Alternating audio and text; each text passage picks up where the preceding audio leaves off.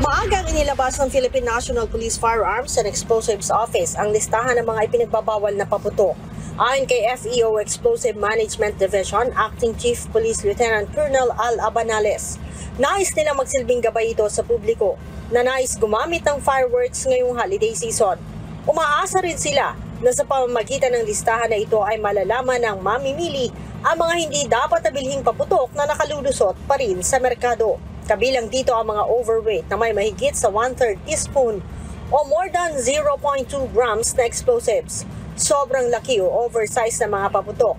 May fuse o mitya na sobrang liit na nauubos sa kulang 3 segundo o sobrang haba naman na mahigit sa 6 na segundo bago maubos. Mga imported at walang label na paputok at mga paputok na may sulfur o phosphorus na inihalo sa chlorates. Pagdating naman sa mga imported na mga paputok, ipinagbabawal po yun kasi under sa ating batas sa Republic Act 7183, importation of finished products is prohibited. Sinasadya po yan para maprotektahan yung ating local industry ng fireworks.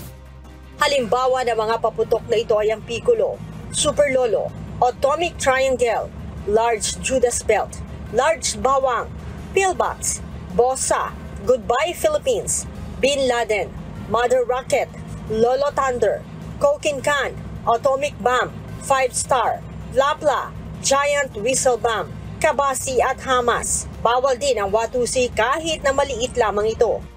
Ayon kay Lieutenant Colonel Abanales, mahigpit ang gagawin nilang pagbabantay sa mga nagtitinda ng mga paputok na ipinagbabawal.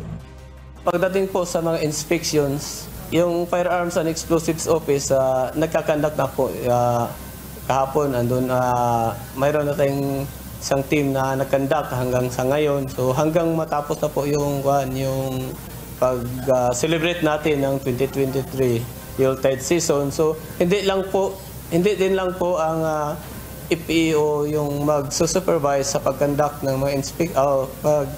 mga inspections, kundi pati din po yung ating mga regional civil security units nationwide.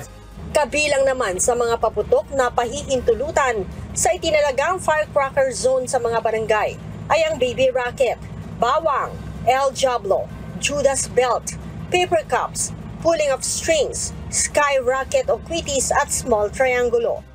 Hindi pwedeng sa loob sa harap ng bahay mo kasi doon yung kadalasan na nagkaroon ng mga disgrasya, yung mga bata. Kasi yung firecrackers zone natin, andun din yung mga taga local government units natin ng mga personnel, inahatasan nila na magbantay.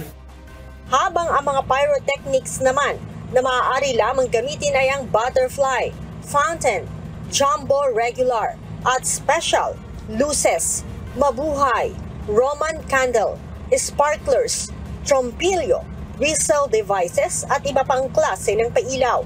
Nagpaalala rin ang PNP-FEO sa mga trigger-happy na magpapaputok ng baril. Bawal po yun. So, sino man kayo, regardless kung government officials or employees or pribadong individual, once na makita o malaman na nagpaputok kayo ng baril, subject po yun ng kaukulang kaparusahan under sa Republic Act 10591.